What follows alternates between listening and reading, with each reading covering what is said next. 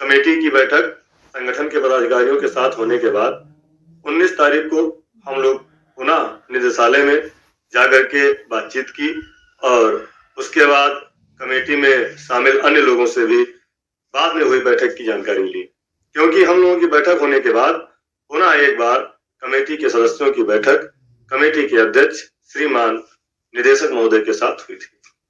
उन सभी लोगों ने पॉजिटिव वे में हम लोगों को बताया कि जो हम लोग चाह रहे हैं उसी दिशा में कमेटी काम करेगी। साथियों, 19 तारीख के बाद 20, 21 और 22 3 दिन लगातार छुट्टी थी। कल पुनः मैं निदेशालय गया था और निदेशालय में कई सम्मानित अधिकारियों से वार्ता हुई और एक कमेटी में हमारे जो शामिल थे सदस्य उनसे भी बातचीत हुई। उन्होंने भी आश्वस्त किया कि कमेटी की बैठक के बाद प्रस्ताव तैयार हो रहा है और उन्होंने एक महत्वपूर्ण जानकारी दी कि आप लोगों का जो कमेटी के बाद का काम होता है लगभग 25% पूरा हो गया है और बाकी भी काम 1-2 दिन में पूरा हो जाएगा। छुट्टी 26 जनवरी की है, फिर शनिवार को है और रविवार को छुट्टी के बाद जब अगला सप्ताह आएगा तो निश्चित ही पूरा प्रयास रहेगा कि अगले सप्ताह में प्रस्ताव बन करके शासन को चला जाए।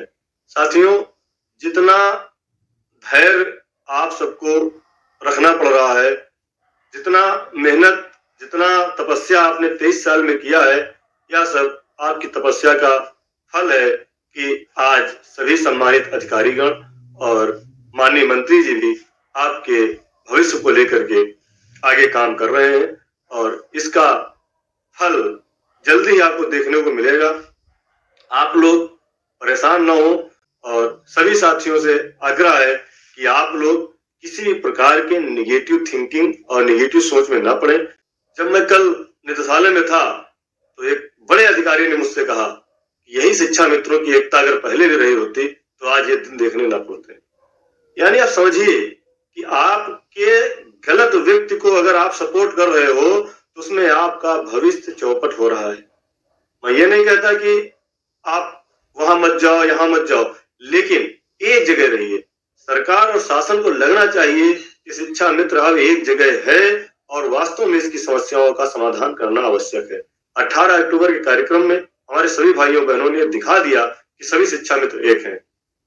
साथियों, कमेटी की जो बैठक हुई, जो प्रस्ताव बन रहा है उसका 25% कार्य पूरा हो चुका है और जल्द ही पूरा कार्य होकर के प्रस्ताव बनकर के शासन को जाएगा और हमें पूरी उम्मीद है 1-1.5 महीने का समय लग सकता है।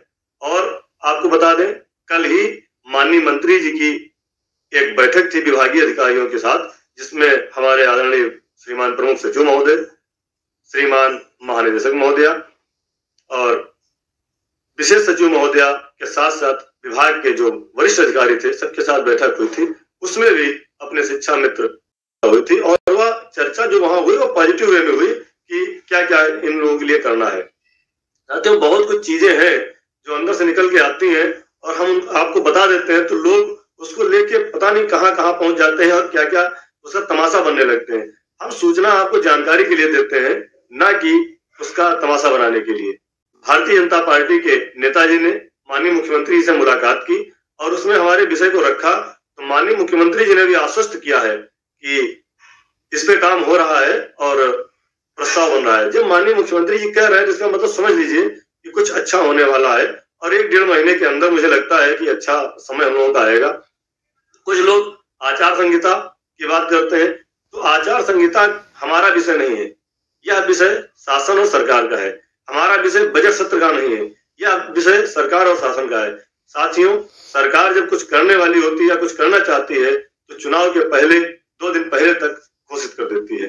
कई बार हमारे साथ ऐसा हुआ कि मानदेय बढ़ने की घोषणा चुनाव के पहले हुई लेकिन लागू चुनाव के बाद हुआ। कई बार ऐसा हुआ, इस बार भी हो सकता है ऐसा हो, लेकिन शासनादेश हमारा जारी हो जाएगा, ये हमें पूरी उम्मीद है। क्योंकि अधिकारीगण ये पूरा भरोसा दे रहे हैं कि आचार संहिता के पहले ही आप लोगों का काम होने की पूरी उम्मीद है। इसमें हमको आपको भटकने की जरूरत नहीं है और आज भी मैं निदेशालय में ही हूँ और यहीं से आपको सूचना दे रहा हूँ। अभी हमारी फाइनेंस ऑफिसर श्रीमान शुक्ला जी से और सहायक फाइनेंस ऑफिसर श्री उपाध्याय जी से वार्ता हुई है